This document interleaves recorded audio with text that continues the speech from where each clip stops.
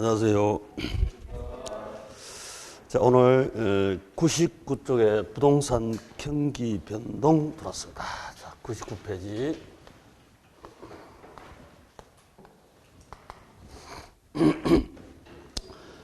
부동산 경기 변동. 왜 경기가 상승, 하락, 변동할까? 그 원인은 우리 앞에서 이미 여러 번 언급했습니다만은 살짝 다른 말로 바꾸면 뭐 사회, 경제, 행정, 자연 요인이다 이렇게 통상적으로 부르고 있습니다. 이걸 달리 표현하면 우리 첫 1장에서 공부할 때 법경기 이해시죠? 이렇게 불러도 된다고. 법률적, 경제적, 기술적 요인이다. 즉 복합 개념의 요인이다. 이렇게 하셔도 되고 경기 변동에서는 사회, 경제, 행정, 자연 요인이다. 이렇게 부르기도 합니다. 같은 뜻이다. 복합 개념, 모든 것이 다 경기 변동에 영향을 준다. 이런 얘기죠. 경기 변동은 총체적으로, 거시적으로 경기 변동, 상하 반복하는 이걸 경기 변동을 한다. 상식적으로 다 아실 테고. 자, 살짝 넘기시가. 한정 넘기시가 100쪽에 자, 우리 학계로는 투자자, 걸어다니는 투자자, 그리고 시장, 어느 동네 사시냐, 어느 집에 사느냐, 개별 분석, 개별 투자 가치, 시장 가격, 이렇게 세 개로 이 속에 다 들어온다 그랬습니다. 결국 여기에 다 매칭을 시켜주시면 간단하게 정리가 되는데, 책 내용은 보면 금방 얘기했듯이 경기 변동도 사회적, 경제적, 행정적, 자연 요인 전부 다락고 얘기하니까 다락고 얘기 때문에 태양도 영향을 주고 달도 영향을 주고 유성도 영향을 주고 다 줍니다. 이게 학교로는 전부 다니까.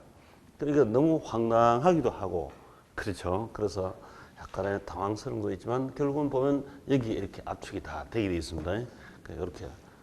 자, 지금은 이제 우리 아직 경제로이니까 저기에 있겠죠. 자, 그러면 이제 수요, 우하향 수요, 우상향 공급, 시장 가격, 그에 따라서 자원배분 양입니다 하시는데, 자, 우리 수평선은 뭐다? 수량이고 수직선은 가격이다. 이렇게 늘상 했습니다. 그 연장선에서 다시 보면 돼. 이 가운데 있는 여기는 비싸면 일시시장 충격 비싸면 다시 내려오고, 일시시장 충격에서 싸면 다시 올라가고 이렇게 되죠. 그 가운데 당기는 힘, 이걸 보고 이제 뉴턴 만류 인력 법칙이 사회과학으로 응용된 뉴턴 경제학이라고 합니다. 뉴턴은 당기는 힘 있죠. 중력. 그 힘이 이게 이제 사회과학적, 경제학적, 사회과학적 당기는 힘. 비싸면 다시 내려온다고. 싸면 다시 올라가고 이렇게. 그래서 뉴턴 경제다 이렇게 얘기하기도 하고. 근데 이제 우리는 경기 변동은 부동산, 건축 경기를 주로 얘기를 하는데, 건축 경기 중에서도 주택 건축 경기 이게 중심이고, 그다음에 상가 건축, 공장 건축 여기까지 포함하면 광이 넓은 의미라고, 여기다 토지까지 합치면 채광이라고 하지만 이건 살짝 접어두시고 주택 중심으로 이렇게 보시면 된다고. 광이, 채광이 이런 말 자체도 할 필요 없습니다. 시험 나오지도 않습니다.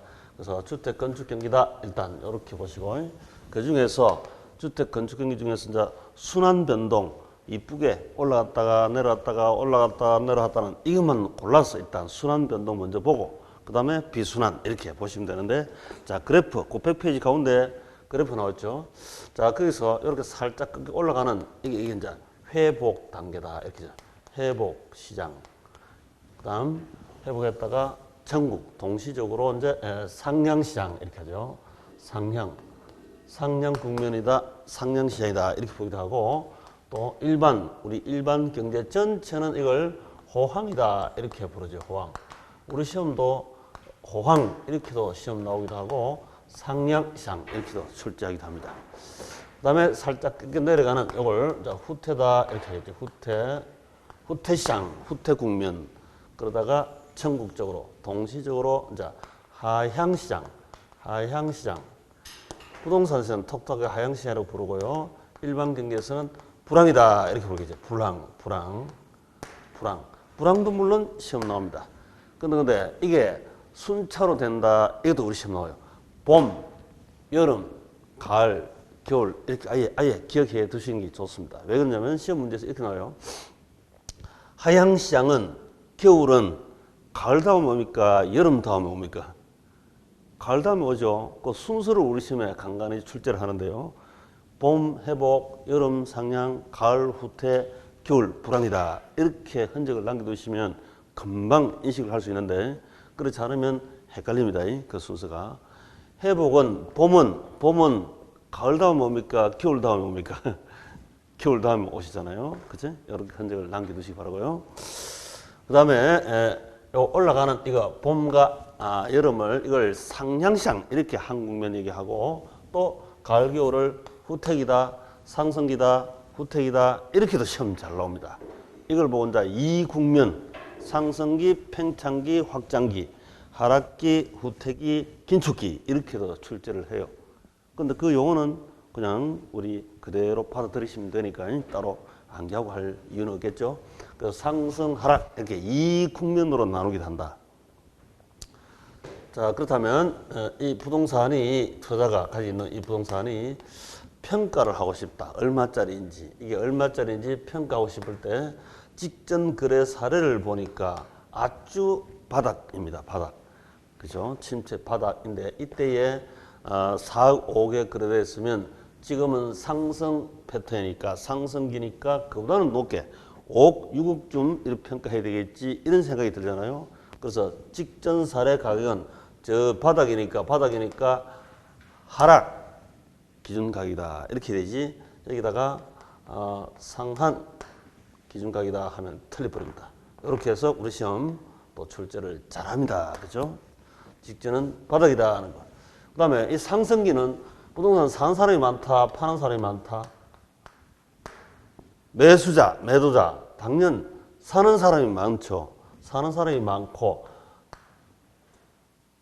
사는 사람이 많으니까요. 매수자가 많습니다.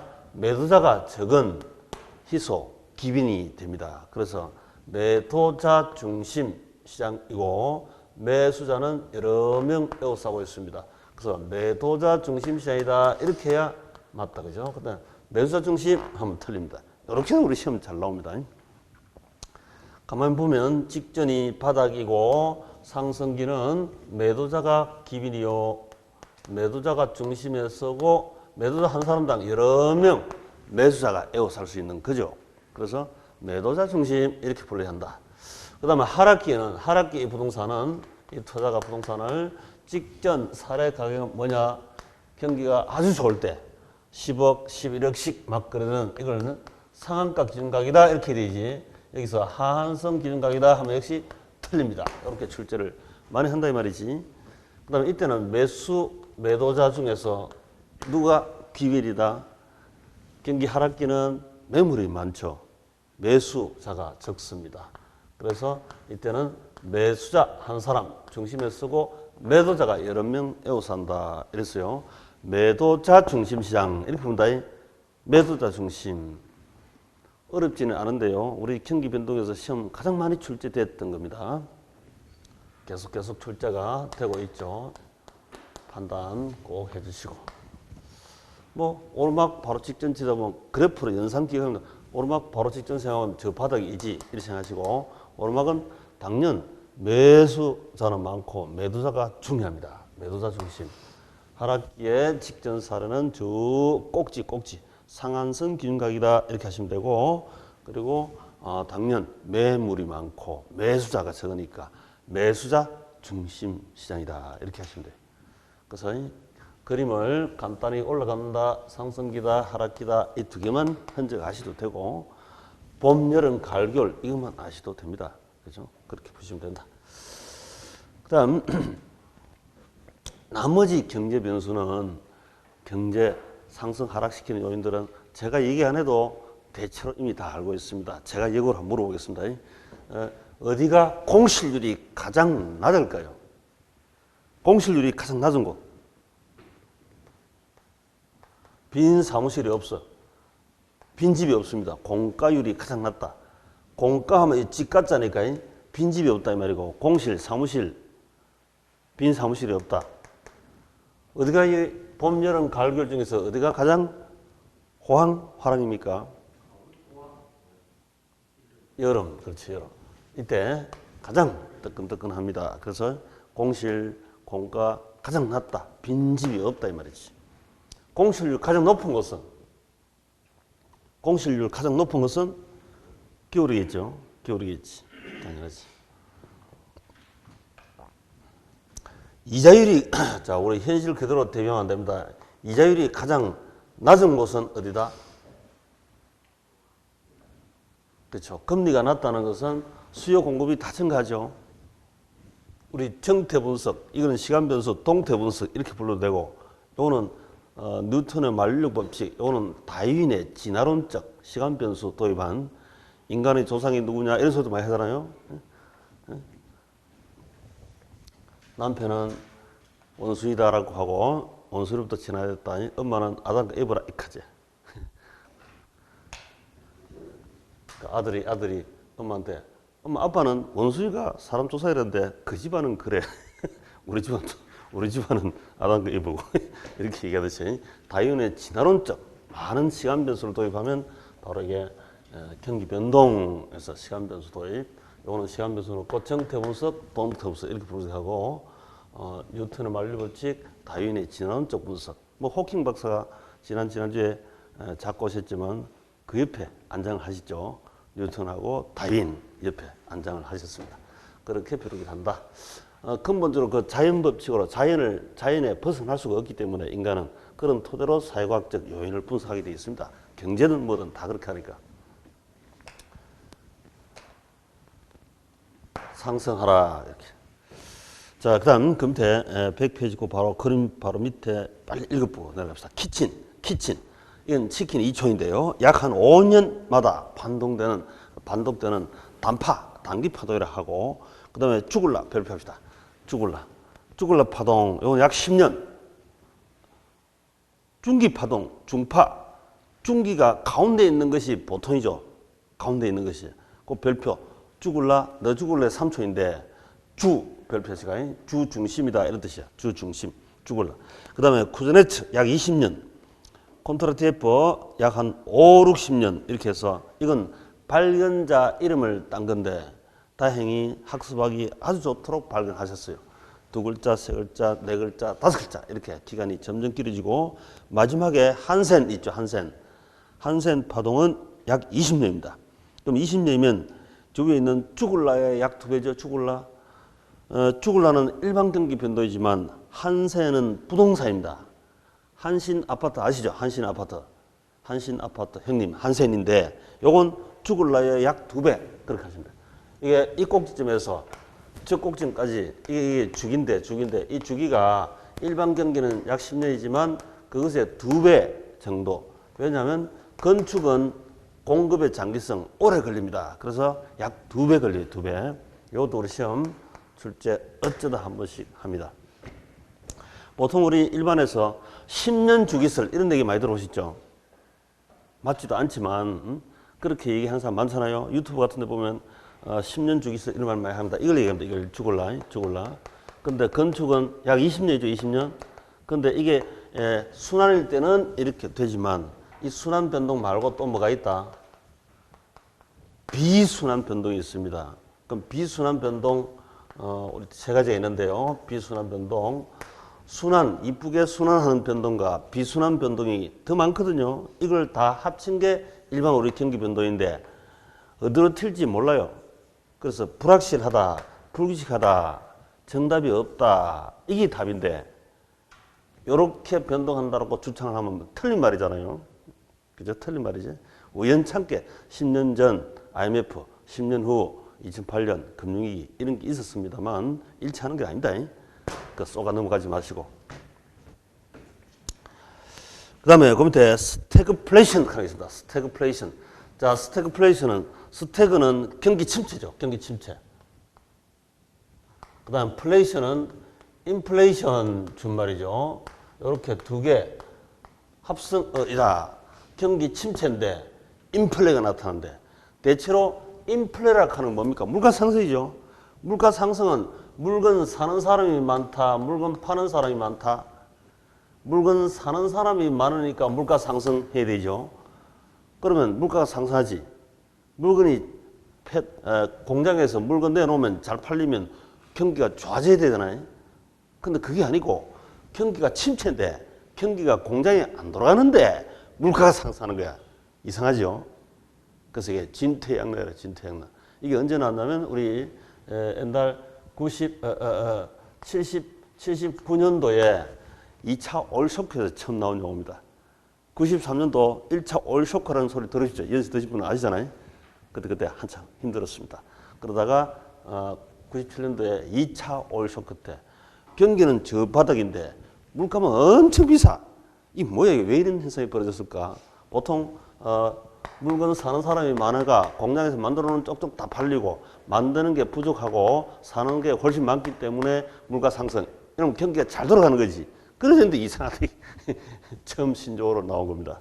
그래서 스태그플레이션. 이게 지나치는 걸 보고 슬럼프플레이션 이렇게 부르게 돼요. 참조로 용어 해석 정도만 하시면 돼요. 그럼 이걸 벗어나려면 어떻게 되느냐? 잠깐 밑에 적어놨지만 기술혁신, 1차, 2차, 3차, 4차 산업혁명. 뭐 4차 산업혁명은 저 개인적으로 별로 좋아하지 않습니다만은 왜 4차 산업혁명이 인간 두뇌를 사물에다가 옮겨놨잖아요. 인간의 인간 두뇌가 있었는데 사물에다가 인간 두뇌를 올려놓으면 인간이 할 일이 없잖아요. 그러다 로봇하고 사람하고 권투하면 누가 이기겠어요? 사람이 게임이 안 되겠죠.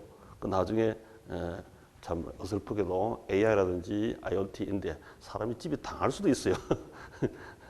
그래서 인간적이 못한 이런 모습이 나타나기도 할 것 같아요. 개인적으로는 별로 좋아하지 않습니다. 빨리 4차 산업 지나가지고 뭐 4차 산업, 우리 한국에서 4차 산업 말도 우리 한국에서 얘기를 많이 하지만 뭐 3차 산업혁명의 연장이다 하기도 하고 빠른 속도로 5차 산업이 빨리 돌아야 돼. 다시 인간 회복 운동 이렇게 돌아야 될 거예요. 인간이 제일 중요한데 그렇지 못한 현상이 벌어질 수도 있겠다. 자, 우측에 보시면 부동산 경기 변동의 동그라미 1, 협의, 주거용 부동산 건축 경기. 그만 별표하시고 주거용 핵심으로 보시면 된다. 그 다음 그 가운데 동그라미 2번 부동산 경기는 일반 경기에 비해서 주기가 더 길고 주기 요 10년에 약 2배다. 이렇게 여기 한센 건축 순환 주기. 그 다음 2번 부동산 경기는 일반 경기에 비해서 높은 정점, 낮은 저점. 자, 이게 왜 그러냐면 공급의 장기성 때문에 그렇습니다. 건축 경기는 오래 걸리지. 그래서 공급의 장기성 때문에 그럴 수밖에 없죠. 높은 산 깊은 계곡이다. 이 말이다. 진폭. 높은 산 깊은 계곡 이렇게. 자, 다음 페이지 넘기시가. 자, 103쪽에 Q, 문제 Q. 부동산 경기 변동에 관한 설명 중 틀린 것은 자, 2번. 부동산 경기란 주로 건물의 재건축 경기를 말한다. 재건축 경기를 말한다. 그럼 신축은 아닙니까? 주로 신축이겠죠. 재건축도 건축 경기니까 일부 들어갑니다. 근데 재건축 경기가 주 중심은 아니겠죠. 신축이 중심이고 재건축도 있고 뭐 기타 등. 그래서 틀렸습니다. 그 다음 금태 부동산 경기의 유형. 자, 다음 페이지 회복시장. 지금 봄이니까 봄만 한번 보도록 하겠습니다. 봄만 보시면 여름, 가을, 겨울 다 이해를 할 수가 있습니다. 자, 회복시장. 의 보시면 경기의 하강을 멈추고 겨울을 멈추고 저점을 지나서 상향 반등 봄이 보이는 시장이다. 경기 회복은 전국적 광역적으로 일시에 회복되는 것이 아니라 자, 그 개별적 지역적 그 밑줄 끊으시고 개별적 지역적. 그러니까 특정 부동산은 회복 봄인데 아직은 다른 부동산은 겨울일 수도 있고 그다음에 지역적으로 뭐 부산 지역은 봄인데 서울은 아직 춥더라. 이렇게 이걸 개별적, 지역적, 시차적으로 다 달라요. 여기 회복되고 그러다가 전국적 동시적으로 이렇게 상향시장이 갑니다. 마찬가지로 후퇴도 그래요. 후퇴도 지역적으로 개별적으로 후퇴했다가 그 다음에 전국적으로 동시적으로 불황 기후를 맞게 됩니다. 이렇게. 그 다음에 시장 상황에 보시면 금리는 낮아지고 이랬죠. 자, 이자가 낮아지니까 회복하는 거지. 금리가 제일 저렴한 것이 상향이죠. 그지? 이때 현실하고 매치하면 안 된다 그랬습니다. 우리 현실은 지금 불황인데도 아직 저리잖아요. 현실은 불황인데도 우리 아직 저립니다. 회복을 시켜야 하니까 선제적으로 저리 이렇게 해놓은 거죠. 기준금리도 낮게. 근데 다른 변수가 오히려 불황하는 요인이 많기 때문에 그렇지, 다른 변수가 일정하고 이자만 변동할 때는 금리가 당연 저렴하게 되면 회복하게 되고, 가장 저렴하면 호황이 되고, 금리가 올라가기 시작하면 후퇴가 되고, 가장 높으면 불황이 되고, 이렇게 될 수밖에 없습니다. 다른 변수가 일정할 때. 그래서 우리 책은 무조건 심플 단순하다 했습니다. 단순하다. 현실은 다른 요인도 엄청 복잡하게 지금 김정은이가 뭐 비핵화 할지 안 할지, 단계를 할지 뭐 이에 따라서도 변동이 나타나고 모든 요인이 동시에 움직이니까 애척 부르지만, 이론은 책은 다른 모든 것이 일정하고 말이 없으면 이런 전제로 풀기 때문에 이자가 저렴해지면 회복되고 아주 저렴하면 호황이고 이렇게 부르면 돼요. 그렇지? 이렇게. 그래서 우리 이론적 답은 심플하게 해야 됩니다. 단순하게. 복잡한 현실을 그대로 매치시키면 오히려 안 맞습니다. 자, 전대 동그라미 3번. 과거 사례 가격은 새로운 거래의 기준 가격이 되거나 별표, 하한선이 된다. 자, 여기 보시면, 자, 봄과 여름이니까 상승기죠. 상승기의 과거 사례는 바닥이죠. 바닥. 하해야 된다. 상하면 틀립니다. 그 다음에 4번. 부동산 전문 활동 매수자 중시화 현상에서 매도자 중시, 별표, 매도자 중시로 바뀝니다. 당연히 상승기는 매도자가 중요하지. 매수자는 많지만 매도자가 기변이죠. 매도자를 꾸이집 가서 꾸 삶아야 한다 이 말이지. 응? 나머지는 금방 우리 봄만 회복만 했습니다. 회복만 했는데 나머지도 다 공부한 겁니다. 다 합니다. 자, 바로 패스하시고 우측에 이제 105페이지 박스 속에 보시면 계절적 변동, 그 다음에 장기 추세 변동, 무작위 변동 이런 말이 있죠. 자, 이게 이제 바로 비순환입니다. 비순환. 금방 했던 것이 봄, 여름, 가을, 겨울이 순환 변동이고, 그 다음 비순환 변동이 계절 변동. 자, 계절적 변동이다. 이거 영어로 쓰면 계절 시즌, 한 시즌 지나죠. 시즌 변동이라고 하는데요. 1년 12달마다 1년마다 반복되는 거, 이 말이에요. 반복되는 거. 그러니까 여기서 매년 12월 달에 건축 경기가 둔화된대. 매년 12월에 겨울이 오니까 건축 경기가 좀 둔화되겠죠. 반복적으로 1년마다 오는 거니까 계절 변동일 테고, 또 매년 여름과 겨울에 대학가 원룸이 공실률이 높아집니다. 이것도 매년 반복되는 거죠. 그런 것들. 봄에는 꽃놀이 부동산, 여름에는 시원한 부동산, 가을은 단풍놀이 부동산, 겨울은 따끈따끈한 온천 여행도 가고 그렇게 많이 하시죠. 그런 부동산이 화랑 이루는, 이게 이제 계절 변동을 한다. 계절적 변동, 영어로는 시즌 변동 이렇게 하면 되고, 그 다음에 이제 장기 추세, 이거 이제 영어로는 뭐 트렌드 이렇게 보면 돼요. 트렌드 아시죠? 트렌드. 장기 추세 변동 이렇게 보는데요. 5, 60년 만에 반복. 아주 장기 5, 60년 만에 반복한다. 경제 성장이라든지 인구, 우리 특이하게 감소하죠. 인구 감소라든지 또 인구 성장이라든지 또 기술 중에서 아주 우리 산업혁명 있잖아요. 4차 산업혁명 이런 정도 50년, 60년 만에 반복되는 이걸 장기 추세. 부동산에 들어오면 주로 신도시, 요즘 같은 도시 재생 이런 게 있잖아요. 이런 것들이 장기 추세 변동이라고 합니다. 그 다음에 이제 우발적 불규칙. 영어로 쓰면 랜덤 이렇게 하면 돼요. 랜덤. 뒤에 문제 그 영어도 다 나오고 나중에 영어도 참조로 봐두시면 좋아요. 학개론은 영어가 나오지 한자가 안 나오죠. 한자 나오는데 두세 군데밖에 없어요. 다 영어입니다. 영어. 왜냐하면 이 책을 영어를 번역한 거라서. 근데 우리 민법 공법은 영어 보신 적 있습니까? 없습니까? 눈 닫고 눈 씻고 봐도 민법 공법책에 영어 없죠? 응? 공법책에 딱 하나 나온 데 있는데 그린벨트 개발장구역 책에서는 법에서는 영어를 안 쓰니까 없지. 근데 학교로는 사실은 온통 영어였습니다. 영어. 그 때론 영어로 해야 뜻이 직접적으로 해석이 되는 경우가 많습니다.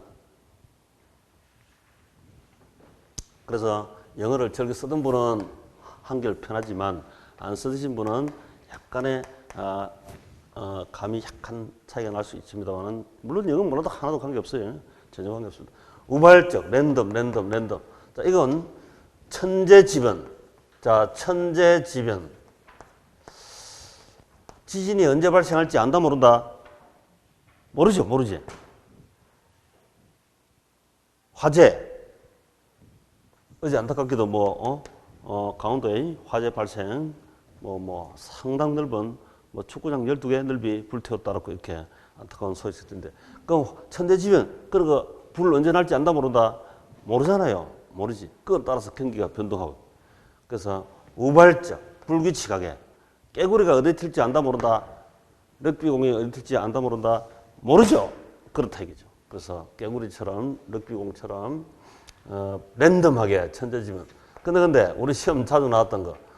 정부의 부동산 정책, 요놈이 어디를 튈지 모른답니다. 그거 딱 별표 드시고요. 여기 시험 종종 잘 나옵니다.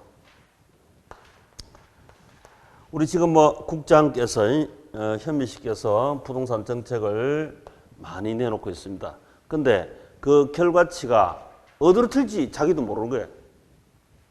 국민도 모르고.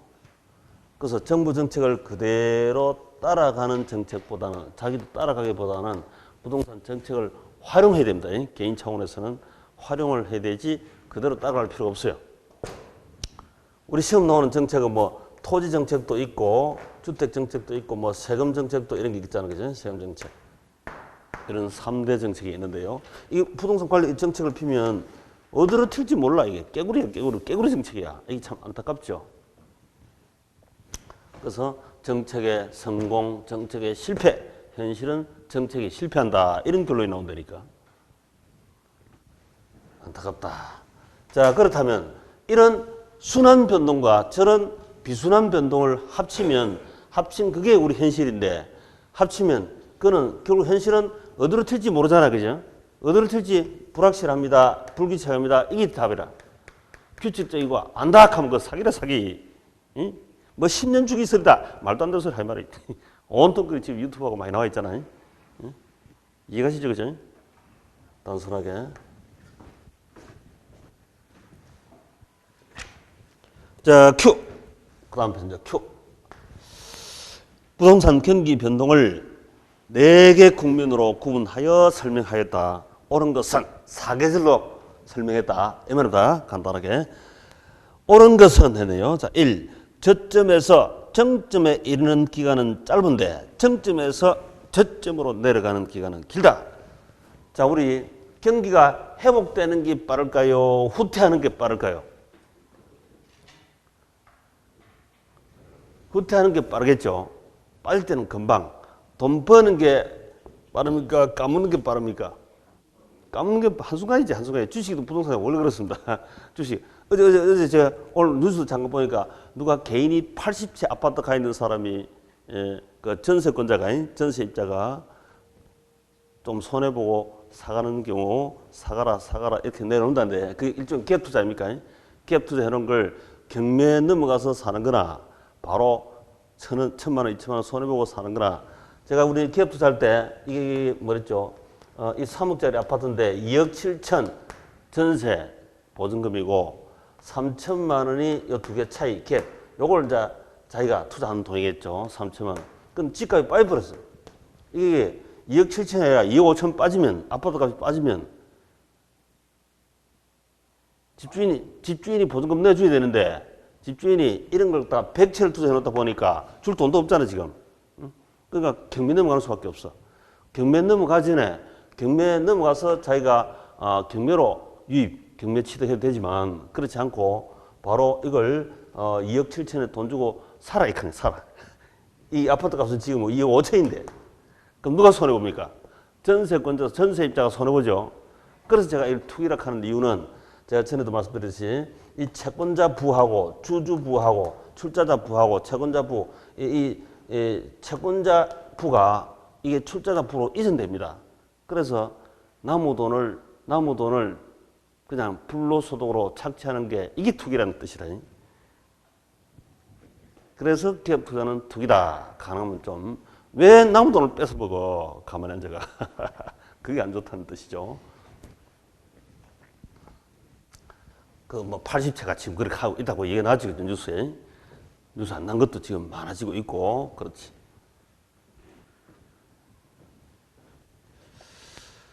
자, 경기가 이게 돈 버는 게 어렵습니다. 시간이 오래 걸립니다. 까먹는 거는 한순간이다.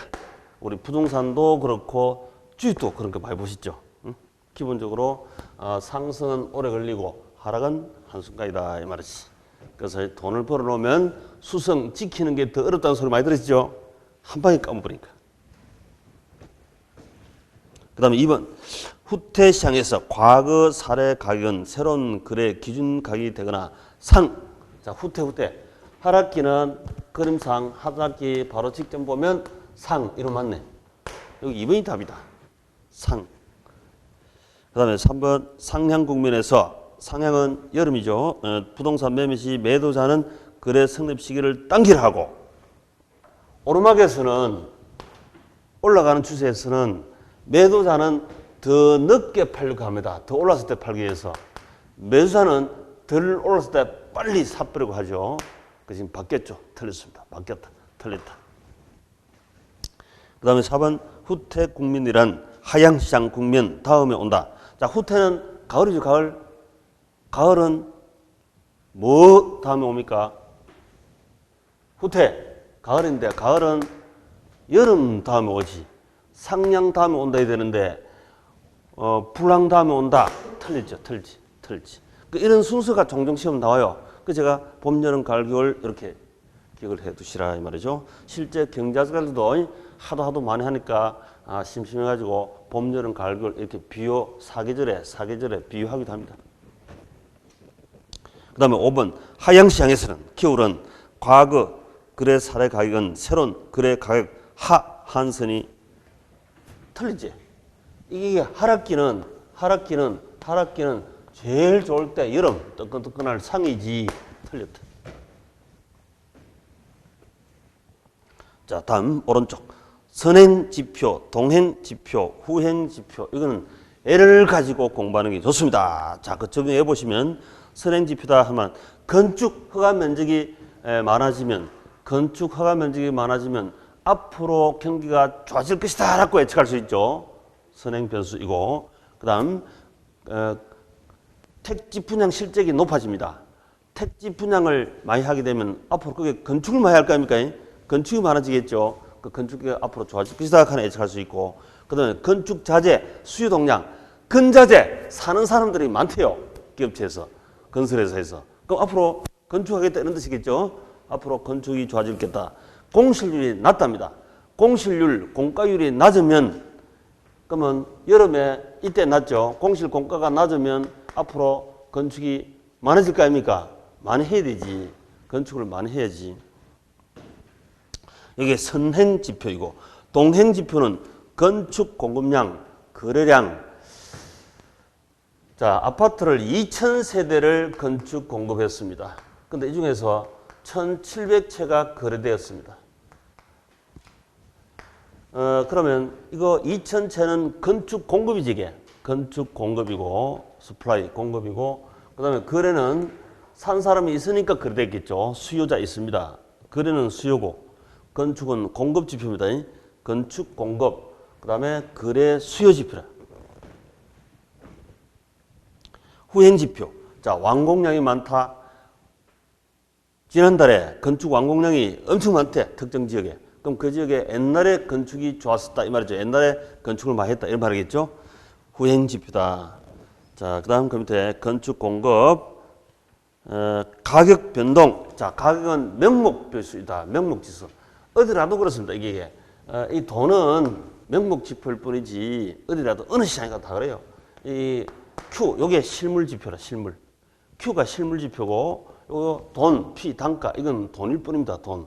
이 돈을 보고 어느 시장 가도 부동산뿐만 아니라 과일 어느 시장 가더라도 이건 다 명목지표랍니다. 이 명목. 우리 여기만 그렇게 하는 게 아니고 명목상 지표이고 요게 실물지표라. 실질. Q가 실제 이게 잘 돌아가야 실제 경기가 좋은 거지. 응?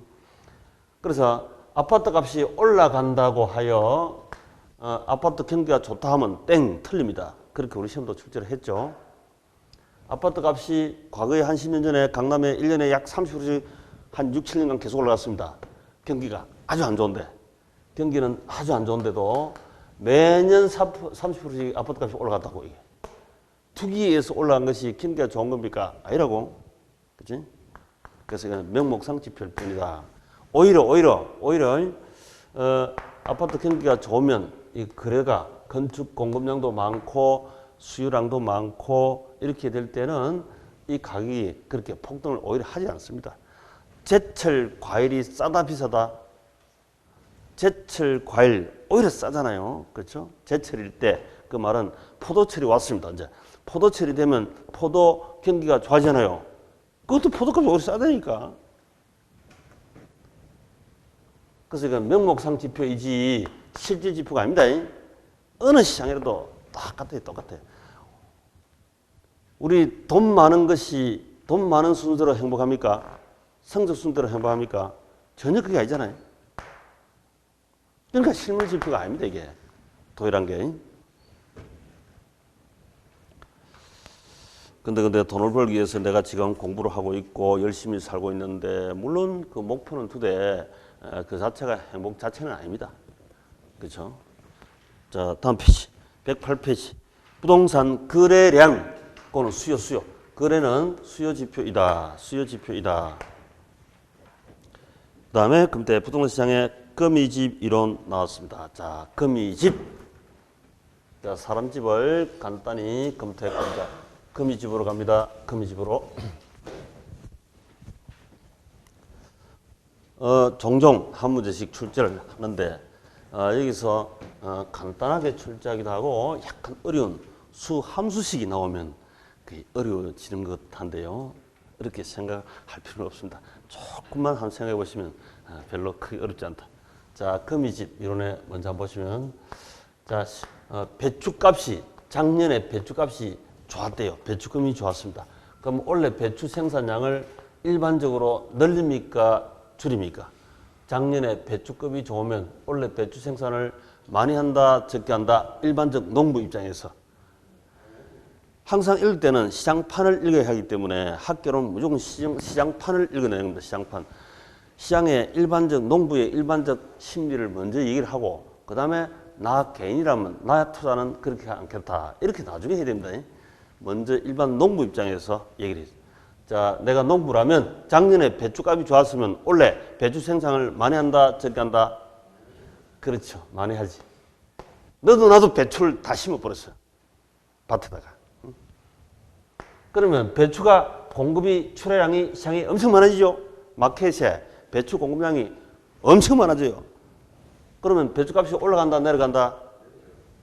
폭락하는 거예요. 폭락. 농산물은 특히나 이 탄력성이 큽니다. 이게. 왜냐하면 배추가 싸다고 해서 김치를 2배 먹습니까? 2배 먹습니까? 그건 아니잖아요. 일정한 먹는 게 있기 때문에 공급이 많아지면 값이 폭락해버리고 공급량이 적어지면 값이 폭등해버립니다. 엄청 탄력성이 큽니다. 그래서 그렇죠. 우리 귤도 그렇잖아요. 귤도. 제도 귤 생산하는 게 귤 생산량이 작년에보다 예를 들어서 30% 더 생산되면 육지에 들어오면 귤 가격이 30% 하락한 게 아니고 60% 2배 하락해 본다니까요. 근데 제도 귤 생산량이 30% 줄어버리면 가격이 30% 증가하는 게 아니라 2배 뛰분대요. 2배 뛰분대. 이해가시죠? 그런 속성이기 때문에 그렇습니다. 그러면 배추 생산량을 많이 하면 배추값이 폭락한다고, 폭락. 그러면 배추 이거 끌어묻어버리지 그냥 밭에다가 수확비도 안 나오니까. 그럼 손해 많이 봤습니다. 그죠? 배추 심었다 손해 많이 봤습니다. 그럼 이제 작년에 배추값이 폭락했거든. 그죠? 엄청 손해를 많이 봤습니다. 그럼 올해는 배추를 심는다 안 심는다? 농부 입장에서 안 심죠. 성질 배추 앞으로 내가 배추 소리도 하지 마라. 출자 소리 하면 뭐가지 날아간다 이런 정도로 심각해질 수도 있다니까. 그래서 배추를 안 심으면 자 시장의 배추 출하량이 확 줄어들죠. 이제 시장 전체 배추 공급량이 30% 50% 줄었대요. 그럼 배추값은 2기의 배추값은 2기의 생산량이 감소함으로 해서 배추값은 어떻게 된다? 상승한다 하락한다? 폭등 이렇게 금치로 바뀌어버리지. 금치로. 그러면 농부 입장에서 배가 아픕니까 안 아픕니까? 다른 사람들은 다 배추를 안 심었더니 배추값이 금치가 돼버렸어. 금치값이. 배가 아프죠? 그건 이제 기회비용이라고 합니다. 기회비용. 투자에서는 기회비용. 기회 손실을 엄청 당했다고. 이렇게 계속 흘러간다. 이렇게. 세월 따라 이렇게 농부의 흐름이 흘러간답니다. 그러면 농부는 저래도 손해고 이래도 손해고 맨날 곡소리만 들리는 거야. 곡소리만. 이 곡소리를 없애달라고 자 미국의 옥수수 그다음에 돼지 파동 옥수수 심는 농부 축산원 돼지 축산자가 매년 곡소리 내는 거야. 곡소리. 그러니까 경제학자 우리 미 정부에서 에티켓 형님 에티켓이라는 교수한테 용역비를 주면서 당신 한번 연구해봐. 경제학자잖아 명색이. 이런 분들 곡소리 좀 안 나게 미리 예측 좀 할 수 있도록 그래서 용역비를 제가 연구를 했습니다. 연구회가 그래프 그린 것이 오른쪽에 그래프 3개 나오죠.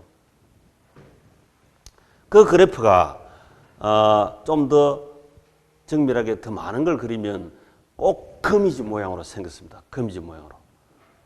그래서 이걸 그래프도 그리고 중요한 데는 수 통계도 쓰지만 그래프도 그리고 말로도 설명을 하고 이렇게 하잖아요.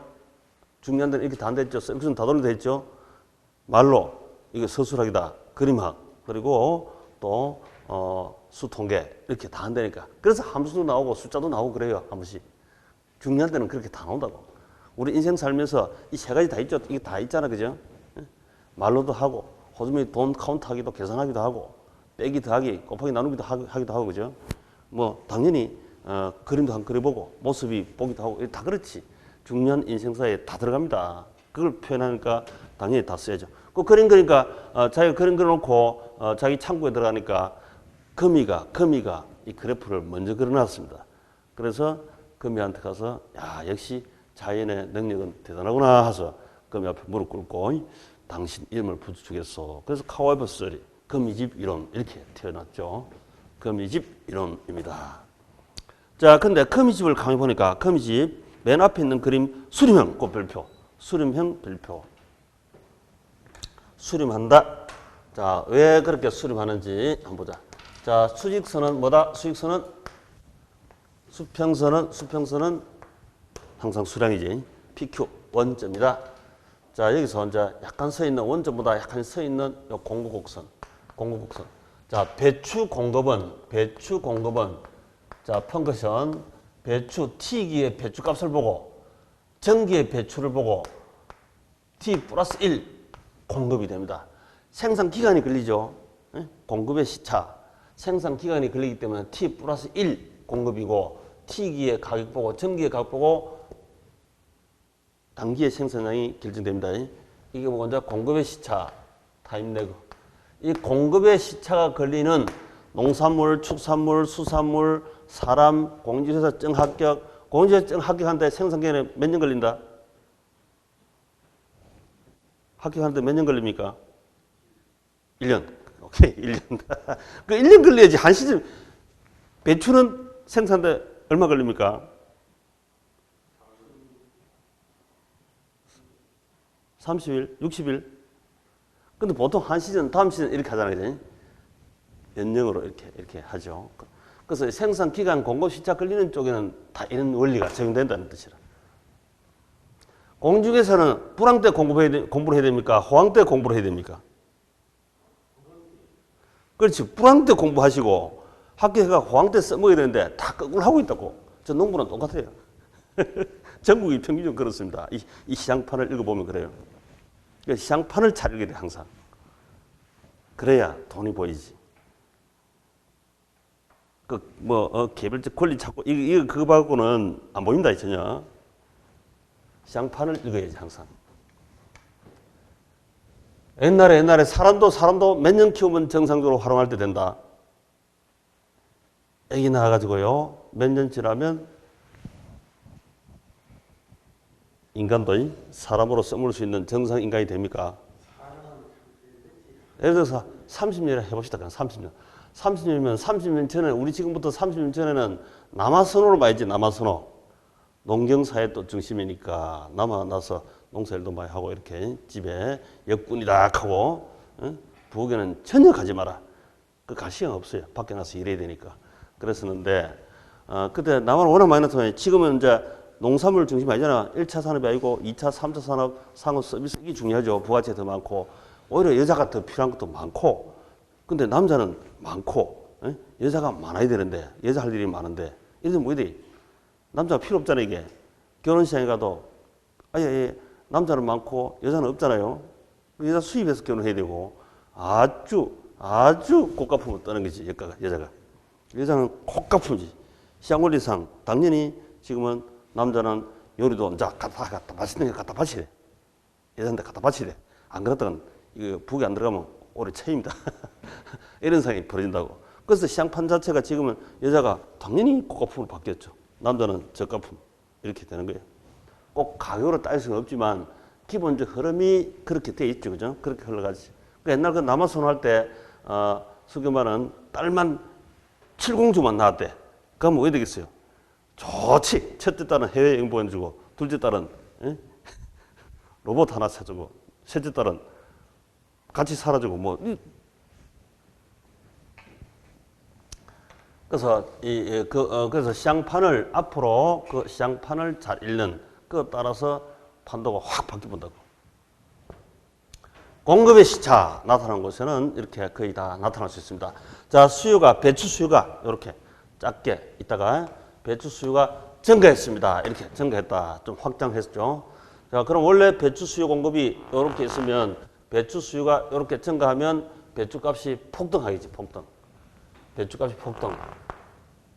1기에 배추값이 비쌉니다. 그럼 배추 2기의 생산량이 공급의 시차 걸리니까 2기 공급량이 엄청 많겠죠. 자, 균형보다 많아졌습니다. 공급만 하면 이건 재고 손실 없이 전부 다 시장에 팔린다는 가정이니까 가격은 폭락하겠죠. 폭락. 배추값 폭락. 그래서 2기의 배추값은 폭락. 폭락하니까 3기 배추 공급량은 또 줄어듭니다. 그죠? 적어지죠. 배추 공급량이 적어지고, 그럼 가격 폭등, 초과 공급, 그 다음에 가격 폭락, 초과 수요. 이렇게 해서 가운데 수렴합니다만은, 가격이 폭등, 초과 공급, 가격 폭락, 초과 수요, 가격 폭등, 초과 공급, 가격 폭락, 초과 수요. 이게 계속 반복. 여기에 이것도 시차가 들어가서 그렇죠. 시차, 타임, 시간이라 하는 시간 변수 동태 분수입니다. 여기도 시간 들어가기 때문에 동태, 정태가 아니죠. 동태 분수. 수렴했다. 어쨌거나 수렴했습니다. 수렴했. 그 다음에 반대로 수요 곡선이 약간 서 있고 공급 곡선이 약간 누워 있습니다. 탄력적으로. 이렇다면, 자, 배추 수요가 이렇게 증가했다. 그럼 배추 가격 폭등, 초과 공급, 가격 폭락, 초과 수요, 가격 폭등. 발산이죠, 발산. 발산한다. 발산. 왜 발산하고 왜 수렴했는가? 가만히 둘 비교해 보니까 얘는 수요가 상대적으로 공급에 비해서 탄력적이고 공급은 상대적으로 수요에 비해서 비탄력적이더라 이 말이지. 수요가 좀 더 누워 있고 공급이 약간 서 있죠.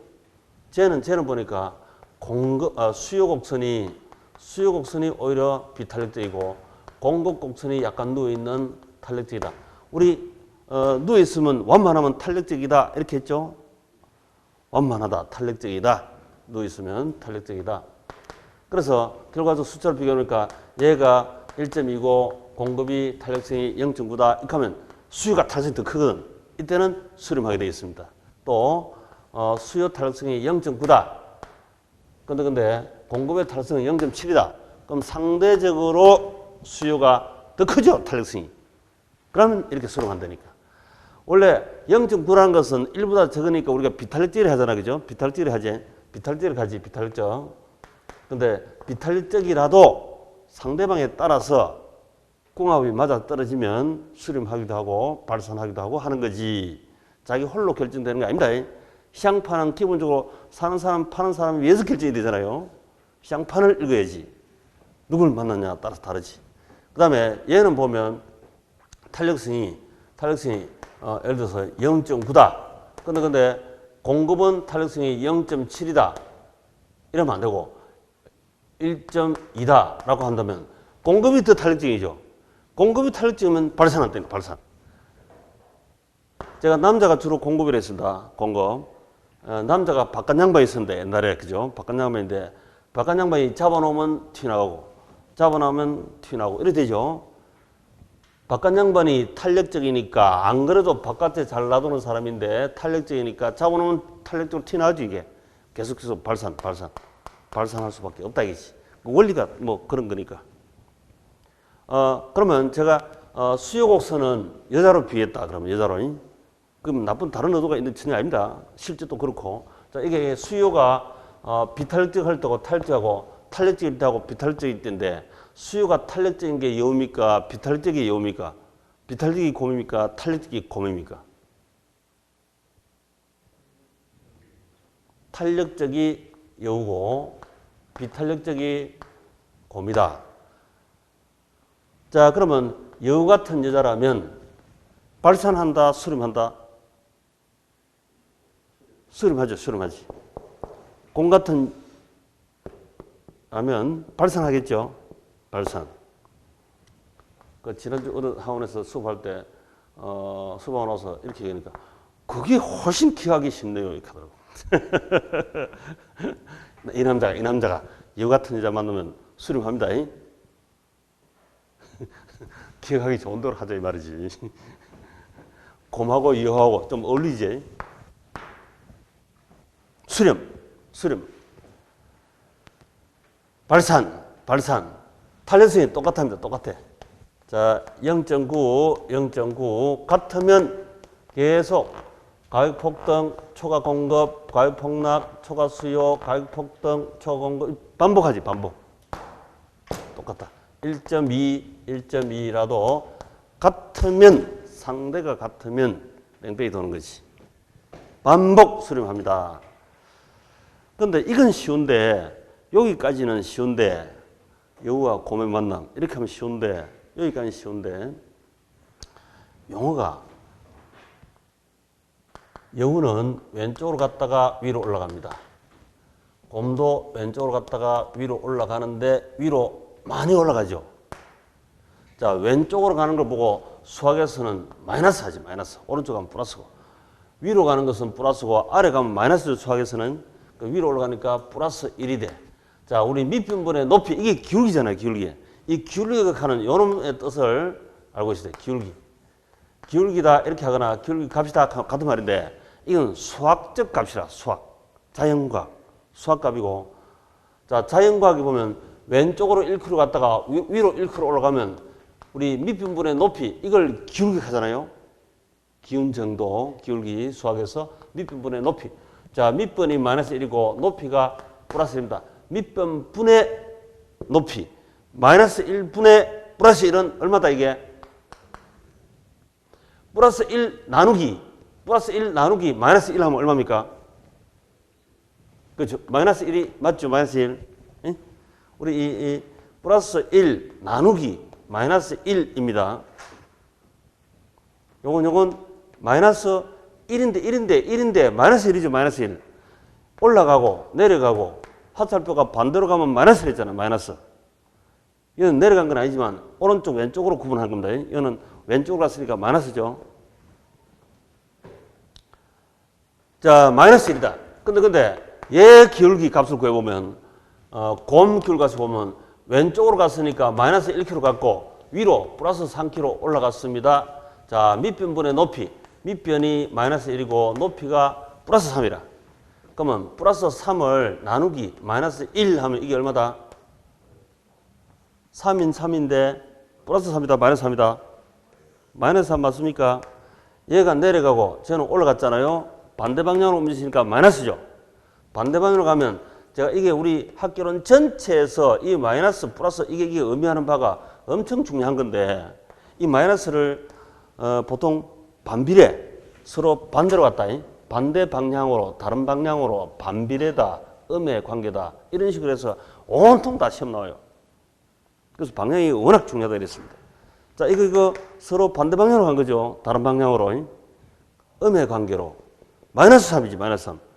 자, 마이너스 3하고 마이너스 1하고 누가 더 크겠습니까? 마이너스 1이 크다, 마이너스 3이 크다? 그치, 그치. 빛이 3에 있는 사람보다 빛이 1에 있는 사람이 더 부자죠. 이게 더 큽니다. 이게 더 큰 숫자예요. 수학에서는 저기 더 커요. 그래서 다시 수학적으로 와가 기울기 값은 여우가 크다, 곰이 크다? 여우가 크죠. 적은 마이너스니까. 빛이 적으니까 여우가 더 부자라. 그런데 문제는 얘가 기울기 값이 크다, 곰이 적다. 이것 가지고는 공곡곡선을 만났을 때 판단 기준이 즉각적으로 안 됩니다. 그래서 그걸 판단 기준을 어떻게 하냐면 똑같이 얘가 이 여우가 더 누워 있고 공급이 더 서 있잖아요. 그죠? 공급의 값이 더 크고 더 가파르고 기울기가 완만하죠. 수요가. 그럼 이게 적고 얘가 더 급경사 크다라고 표현을 만들어주기 위해서 절대값을 치는 거예요. 절대값. 이 절대값. 자, 여기에 절대치를 치면 마이너스 1 절대치, 마이너스 3 절대치. 이거 마이너스 3의 절대치 하면 3이지 이게. 이거 절대값 하면 1이잖아. 그죠? 1. 그러면 일단 누가 더 큽니까? 3이 더 크지 1보다. 그럼 자, 절대값은 곰이 더 큽니다. 절대적으로 기울기가 크다 이 말이지. 공급보다 기울기 절대값이 크다. 이렇게 할 수 있죠. 기울기 절대값은 곰이 큽니다. 여우는 적고. 그러면 이제 되죠. 크니까 기울기가 크니까 적은 만나면 이거 수요곡선 기울기 절대값이 크면 이는 발산할 수밖에 없는 거 발산. 적으면 탄력적이면 자 기울기 절대값이 적다 이 말은 탄력적이죠. 여우지. 이때는 수렴하고. 그래서 기울기 값으로 순수 우리 함수만 나올 때는 기울기 값으로 해석해야 되고 그냥 말로 탄력적이다 이럴 때는 완만한 이렇게 표현하기도 하고 그래프로는 이렇게 또 표현해야 되고 이렇습니다. 그 세 가지 표현 때문에 그래요. 세 가지 표현 때문에 헷갈린다니까. 자, 첫 번째 그래프로 표현할 때는 쉽죠. 수요곡선이 누워있고 공곡선이 서 있으면 수렴하는 게 맞죠. 수요곡선이 서 있고 공곡선이 누워있으면 발산이잖아요. 그래프로는 이렇게 하면 돼. 그 제가 그림이 제일 쉬워요. 사회과학 공부하는 데 있어가 그림으로 표현할 수 있다면 그림으로 흔적 남기는 게 제일 편합니다. 경제학이든 경영학이든 뭐든 간에. 그 다음에 이제 말로 해보면 또 쉬워요. 말로 하면 수요곡선이 탄력적이고 공급곡선이 상대적으로 비탄력적이면 그때는 수렴합니다. 이러면 되죠. 얘는 또 말로 할 때는 상대적으로 수요곡선이 비탄력적이고 공급이 탄력적이면 발산합니다. 이렇게 말로 편하게 하면 되죠. 이 두 가지는 편한데 이걸로 편한 걸로 해두시고 그 다음에 마지막 수학 들어오면 이게 헷갈리는 거죠. 수학적으로 표시해 봅시다. 자, 수학적으로 표현하면 이게 이제 기울기 값 이게 수학값이거든. 수학적으로 표현하면 기울기 값은 여우하고 곰하고 어느 것이 크다?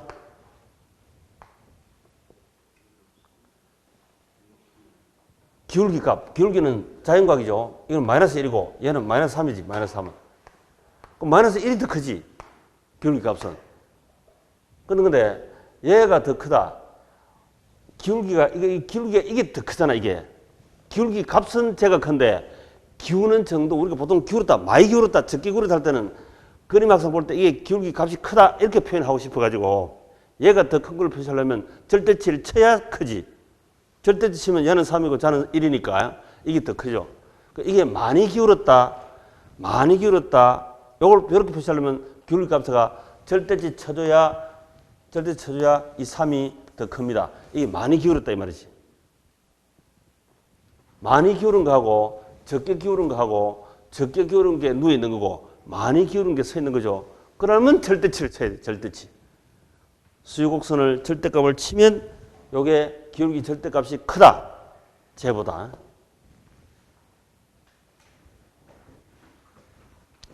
그래서 자연과학으로 갔다가 기울기 값으로 갔다가 그 다음에 기울기 값 절대치로 쳤다가 요게 헷갈려요. 자, 다음 페이지 그 문제를 한번 볼까요? 문제 Q. 문제 Q. 다음 제시된 조건 하에서 수요가 증가한다면 거미집 이론에 의한 AB 부동산 모형 형태는 자 A 부동산 시장판에서 수요 가격 특성이 1점이고 공급은 0.9입니다. 누가 더 탄력적입니까? 수요가 탄력적이죠. 그러면 뭐 10쯤이 수요 곡선에 누워 있고 공급선 서 있구나. 수렴형이다. 그죠? 수요가 여우다. 안정 수렴형이다. 그 다음에 B 부동산 수요 0.9 공급 1.3 누가 더 탄력적입니까? 공급이 더 탄력적이니까 공급이 더 누워있고 수요는 서있죠. 그럼 이건 뭐다? 발산이지 발산. 그런데 이 문제는 쉽죠. 왜냐하면 말로만 나왔으니까 탄력성이라는 말로만 출제를 했으니까. 근데 우리 기출문제 보면 이제 수요 함수가 주어질 때도 있고 또 기울기값으로 마이너스 2다, 마이너스 1이다 이런 식으로 주기도 합니다. 그때는 약간 헷갈릴 수 있다. 근데 문제를 풀고 나면 사실은 헷갈리지 않습니다. 걱정하지 마시고. 알기 전에는 뭔가 갑갑한데 알고 나면 단순합니다. 예. 그렇지. 산수는 알면 알고 모르면 모르는 거야 이제. 확실히 알아버려. 자, 책 봅시다. 책에 이제 108페이지 맨 아래 거미집 모형의 의 동그라미 1 108페이지 맨 아래입니다. 현실적으로 수요는 가격 변동에 즉각적으로 영향을 받지만 모든 지하수업이 다 이렇습니다. 아니 물건값이 싸면 시장에 돈 있는 사람도 있고 돈 없는 사람도 있으니까 그러면 돈으로 사기 때문에 싸면 그 사람이 싸다고 생각하면 바로 사버리겠죠. 비싸다고 생각하면 사러 갔다고도 안 살 거 아닙니까? 그 수요는 즉각 반응합니다. 그런데 공급은 뭐가 있다? 타임 레그, 시간 차이가 있다. 공급 시간 차이가 걸리니까 그래요. 지금 배추값이 비싸다고 하여 당장 배추를 농부가 끌어와서 팔 수가 없잖아요. 생산도 안 하고 어떻게 팝니까? 내년에 생산해가지고 팔지 이렇게 생각한다니까. 생산 기간이 걸려요. 지금 부동산 실무가 엄청 잘 돌아갑니다. 근데 내가 지금 바로 공유에서 하러 간대.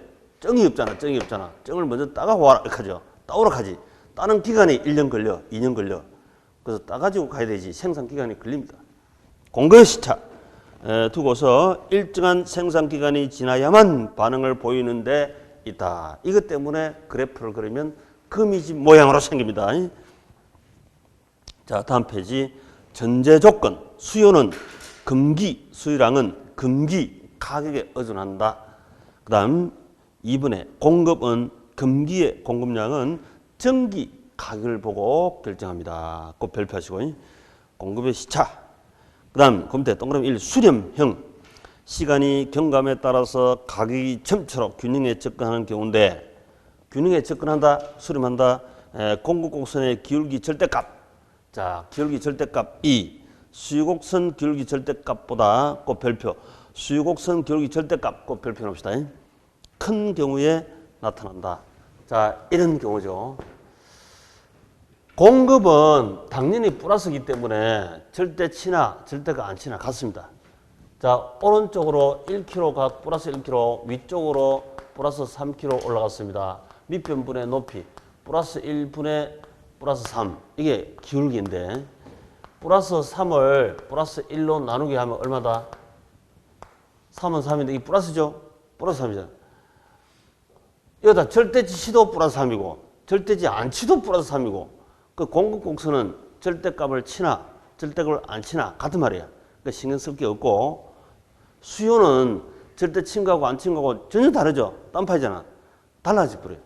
수요 곡선은 여기에 절대값 치면 얘가 더 적어지고 곰보다 절대값 안 치면 마이너스 1이 마이너스 4보다 얘가 더 큽니다. 반대지 반대. 그러니까 수요 곡선 절대값 치는 그걸 아시면 다 정리가 됩니다. 그래서 수요 곡선 기울기 절대값이 크다. 이게 수요 곡선의 기울기 절대값보다 크다. 그러니까 수요 곡선 기울기 절대값이 적다 이 말이네. 요거는 1이고 쟤는 3이었죠. 요게 1밖에 안 되니까 얘가 적으니까 이건 3이고 공급은 3이고 요 1이니까 이때 수렴한다 이 말이지. 자, 그걸 가지고 맨 아래 그 박스에 보시면 동그라미 2번 맨 아랫줄 수요 가격 탄성이 공급의 가격 탄성보다 크면 수요 곡선이 완만하게 누워 있으니까 안정수렴이다. 이 말은 쉽다는 거죠. 쉽지. 그런데 그 뒷말 또는 수요 곡선 기울기의 절대값은 적어야 됩니다. 수요 곡선 기울기의 절대값은 적다는 말은 여우다 이 말이죠. 여우. 탄력적이다 이 말이죠. 탄력적이다, 여우다 이 말이 수요 곡선 기울기 절대값이 적은 겁니다. 그걸 흔적을 하나 꼭 남겨두시면 됩니다.